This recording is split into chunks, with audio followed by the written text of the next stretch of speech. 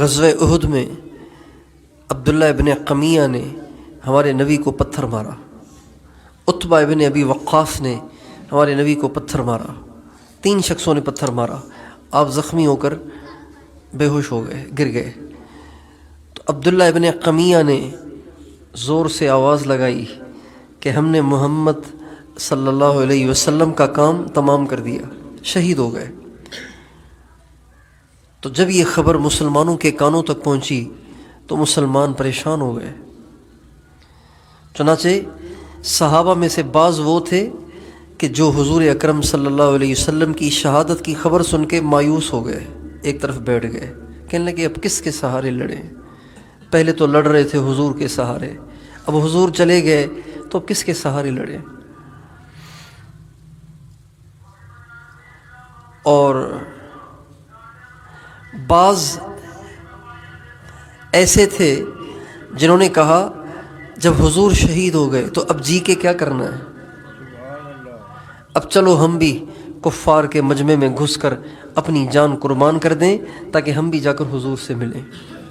ان صحابہ میں جنہوں نے حضور اکرم صلی اللہ علیہ وسلم کے بعد اپنے لیے جینے کو ناجائز سمجھا، ان میں سے سر فہرست حضرت علی ہے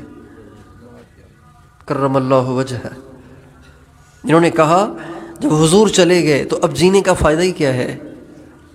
اور ان میں سے ایک صحابی حضرت انس بن نضر ہیں، انس بن نضر ہیں۔ ان کو جب معلوم ہوا کہ آپ علیہ السلام شہید ہو گئے، انہوں نے تلوار تو ہاتھ میں تھی، انہوں نے لگائی دوڑ۔ احد کے دامن میں کفار کا مجمع تھا، احد کے دامن میں جو مسلمانوں کو زیر و زبر کر رہے تھے، احد کے دامن میں کھڑے تھے۔ تو حضرت انس بن نضر نے تلوار اٹھائی اور بھاگے کافروں کی طرف۔ راستے میں کچھ مسلمان بیٹھے ہوئے نظر آئے جن میں ایک صحابی حضرت سعد بھی تھے، تو کہنے لگے الجنت الجنت ورب الکعبۃ یا سعد، اے سعد اللہ کی قسم جنت جنت، انی اجد ریحہا من دون احد، مجھے احد کے دامن سے جنت کی خوشبو آ رہی ہے۔ اور یہ کہہ کے آگے کو بڑھے اور لڑتے لڑتے شہید ہو گئے۔ اب جان جا رہی ہے، جان جا رہی ہے، گھر اجڑ رہا ہے، بیوی بچوں سے جدا ہو رہے ہیں، لیکن کہہ رہے ہیں انی اجد ریحہا من دون احد، مجھے تو احد کے دامن سے جنت کی خوشبو آ رہی ہے۔ اس لیے جس بے سکونی کا شکار آج کے مسلمان ہیں،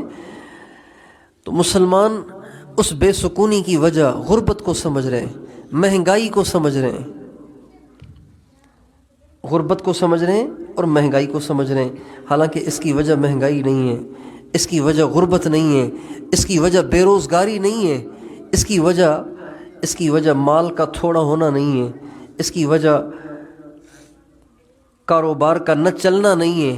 اس کی وجہ یہ ہے کہ ہم اللہ کے راستے سے ہٹے ہوئے ہیں۔ اللہ نے جس راستے پہ چلنے کو کہا ہے ہم نے اسے چھوڑ دیا ہے، ہم اپنے ہی راستے پہ چل پڑے ہیں۔ جو نظام اللہ نے ایک مسلمان کو دیا ہے زندگی گزارنے کے لیے، آج مسلمان اس نظام پہ چلنے کے لیے تیار نہیں ہے۔ مسلمان کہہ رہا ہے رات کو 2 بجے سوؤں گا، چونکہ انٹرنیٹ کون استعمال کرے گا، 2 بجے سوؤں گا میں تو، اور فجر میں نہیں اٹھوں گا، میں تو اٹھوں گا 10 بجے، اور پھر نماز نہیں پڑھوں گا، میں نے تو دکان پہ جانا ہے، بیوی بچوں کو کون کھلائے گا، اور پھر ظہر میں نہیں آنا اس لیے کہ ظہر پہ آؤں گا تو گاہک چلے جائیں گے، عصر میں بھی نہیں آنا اس لیے کہ دکان چلانی ہے، مغرب میں بھی نہیں آنا اس لیے کہ دکان کھلی ہوئی ہے، کس کے حوالے کروں، عشاء تو ویسے ہی نہیں پڑھنی، تھکا تھکایا آیا ہوں کام سے، تو اب کیسے عشاء پڑھوں گا۔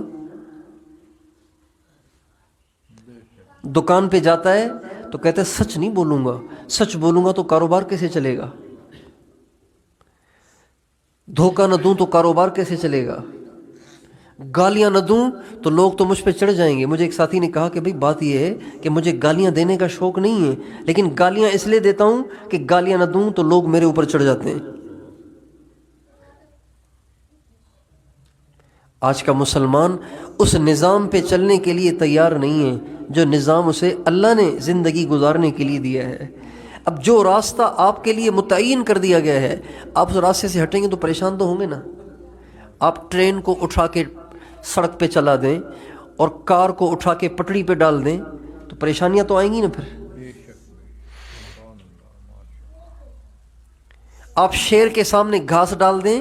بکری کے سامنے گوشت ڈال دیں، کیسے کام چلے گا؟ شیر کی غذا اور ہے، بکری کی غذا اور ہے، ٹرین کی پٹڑی اور ہے،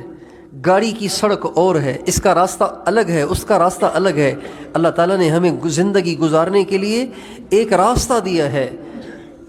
ہذا صراطی مستقیما وان ہذا صراطی مستقیما، یہ میرا راستہ ہے جس کو میں نے تمہارے لیے متعین کیا ہے، اس پہ چلو گے تو تمہاری زندگی بناؤں گا، تمہیں سکون دوں گا، تمہیں عزت دوں گا، تمہیں عافیت دوں گا، تمہیں خوشیاں دوں گا، تمہیں برکت دوں گا، تمہیں کسی کا محتاج نہیں کروں گا، کسی کا محتاج نہیں کروں گا۔